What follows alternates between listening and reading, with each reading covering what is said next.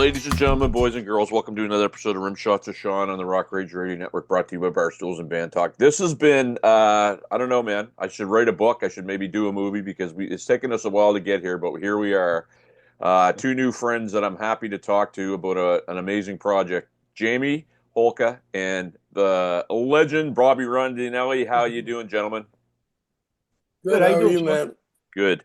So first off, Steve, our friend Steve sends me your presser, Jamie. We talked about it a little bit last week in our first Ill Fated get together.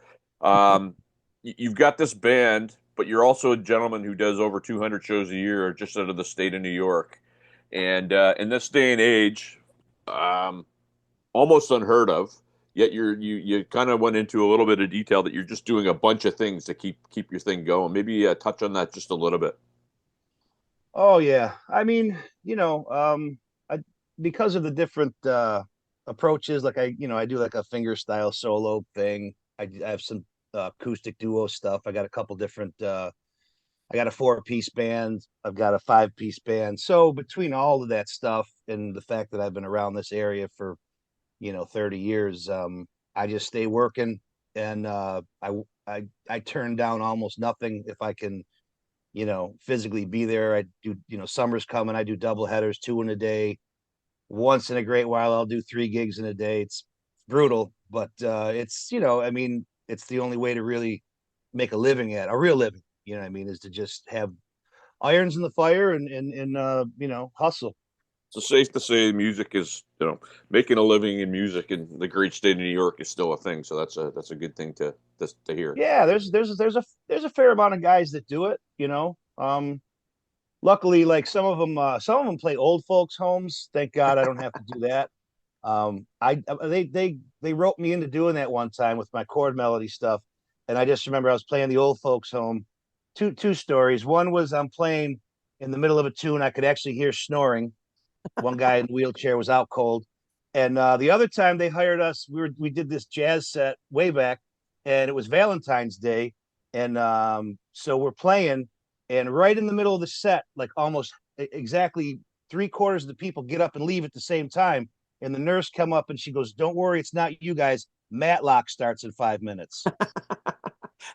That's when you know you So, made it, man. When you get gigs oh like man, that, right? that's the peak of success right there. Awesome. So, Bobby, um, what led you to get involved in this project? Obviously, you're producing it, you played on it. What led you to? I mean, you and Jamie have probably known each other a while. So, what led you to Uh, where you were? we only know each other. What's it, like 2 years now? Is it even 2 years yet? Oh, it's little over two, little over two. Um, Colin Hart, who was Rainbow's old tour manager, was friends with Jamie, and Jamie wanted me to play on a track. So Colin asked me if like he could give Jamie my number. I said yeah. Jamie sent me a song. I played on it. I cut it up a little, and this was all via long distance email stuff. And after I cut it up, Jamie came to the studio, which is quite a trek, and we worked together, and we hit it off really good, really quick. And he said, "Do you want to produce this?" And so it went from me playing on one song to playing, producing, and writing some stuff with Jamie for the whole record. And so I was able to. Steve sent me a couple little snippets. If you were to describe it, Jamie, what some of your influences and I guess the genre that you're putting this into to describe it for the viewers, what would you say that would be? Probably like acid polka jazz. Perfect.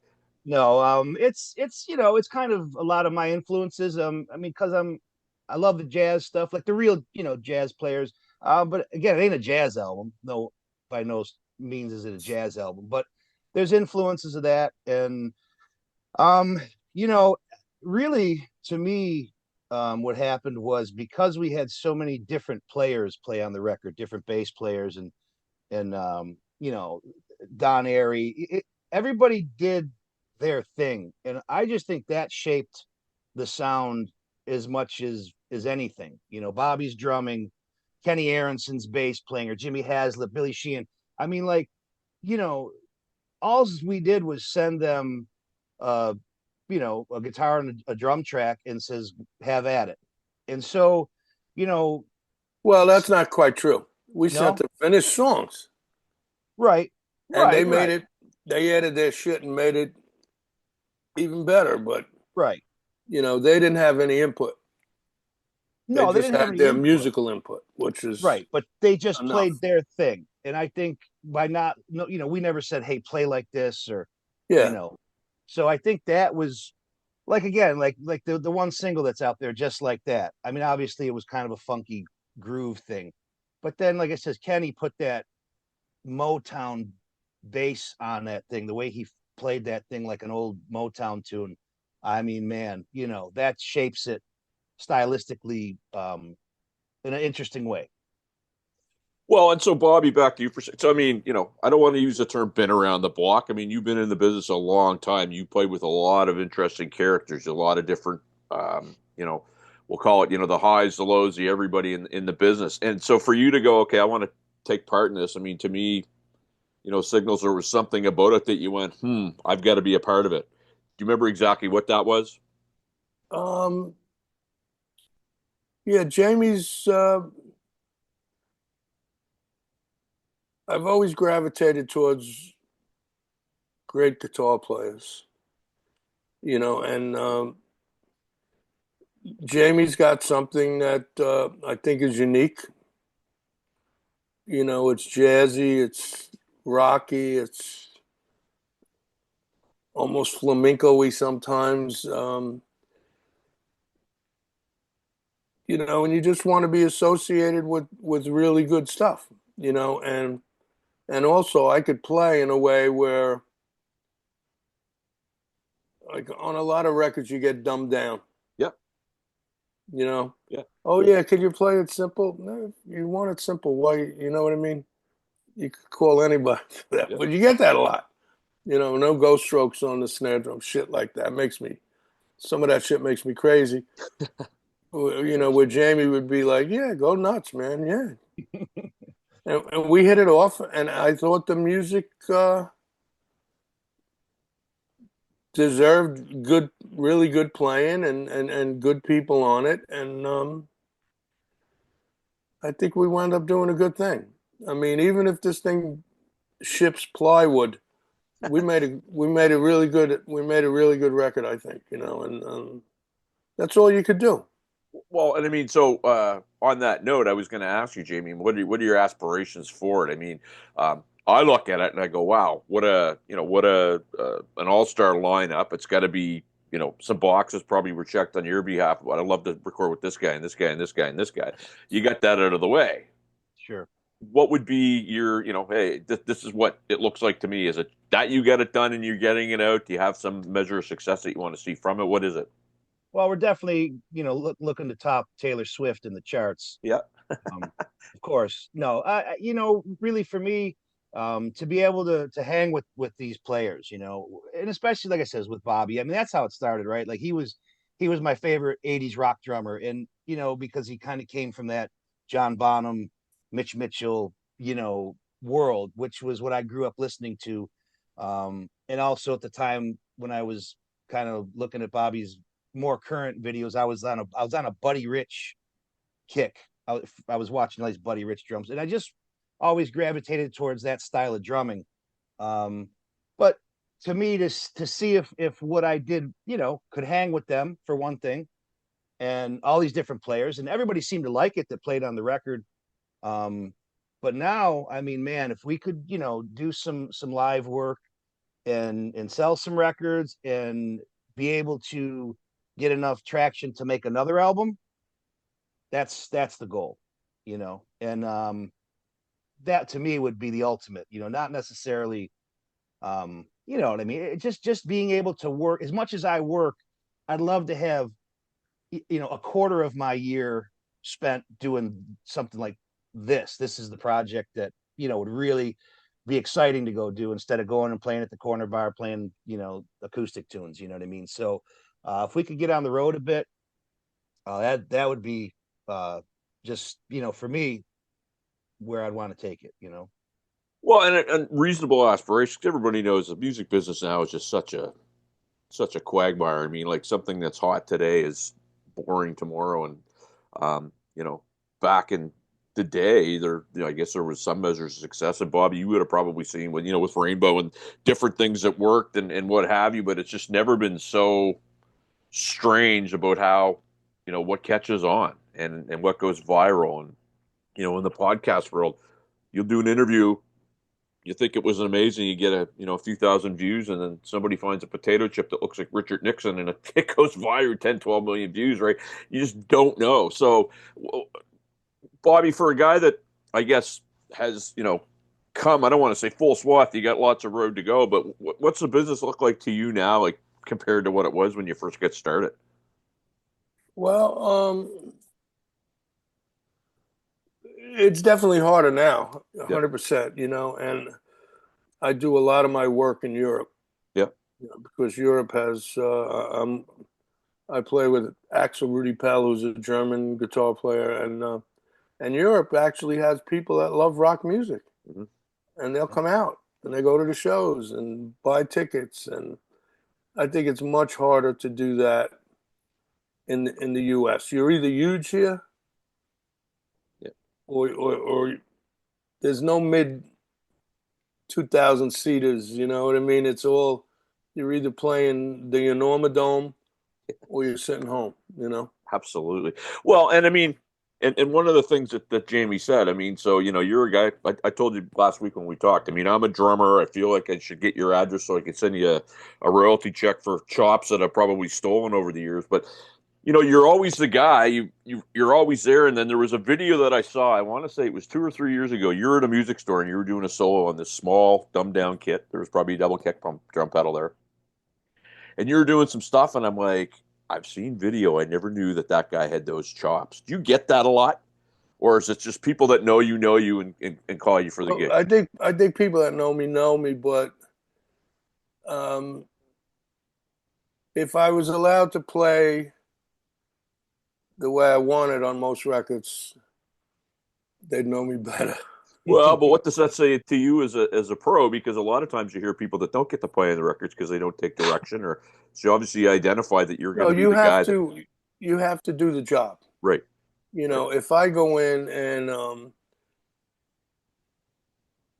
I always tell a story like with certain guys, like if you're doing ghost notes on the snare, oh, don't do that. That's terrible. Oh, don't do that, which kind of makes me nuts. And then there's like guys like Tony Iommi, like when I played with Sabbath, would be writing songs and I'd say, Tony, you like it like this? Or do you like it like this? Two completely different ways. Yeah. And he'd go, oh, I like them both, Bob. Whatever you want to do. Yeah. Even when I wanted him to give me direction, he just let me do what I do. And and if more guys were like him, I'd be on a lot cooler sounding records. That's fair. What a great statement. So I guess, Jay, you kind of told me what success looks like. What's going on with, I guess, in terms of promoting this product and trying to continue your 200 shows a year? And I mean, 2025 is really only halfway over. We have the summer coming. I don't know if you guys are getting any sort of spring in New York. I haven't seen anywhere I am yet. But what are your plans to get this thing rolling and going and out there? Well, we have Steve Karras working with us, of course. Excuse me, and he's going to be all the difference in the world, right? I mean, putting us in touch with guys like you and doing these podcasts and these different. I just did a interview for the biggest guitar magazine in Argentina. Nice. Like stuff like that to actually have somebody that can get this thing out there, and that's huge because otherwise, I mean, what I don't know. It's kind of a crapshoot when you're just trying to do it by yourself with social media. But yeah, we have a show here in Buffalo, June 6th. Bobby's coming to town and Kenny Aronson on bass. And we're gonna do like an album release show in Buffalo. And we're gonna get some footage of that too, because that would be another tool if hopefully the band kicks ass live, and then you can kind of show that side of the thing, because you can sound great in the studio, Yeah. and live it can just be okay. So but these are seasoned rock veterans, so I think if we can develop the chemistry on stage like we did in the studio, man, it's going to be a cool a cool presentation. And Absolutely. you know So I guess the last question, Jamie, that I have for you is where do I send my viewers and my listeners to find this, and how do they get their hands on it when it's ready to be presented? well, I got through all this, now I've got my own YouTube channel, I got an Instagram, obviously Facebook and all that stuff.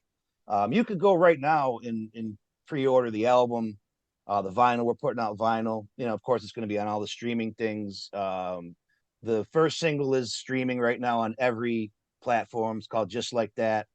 If you put in Holka dash Rondinelli, both names sound funny, but they're spelled just like they sound.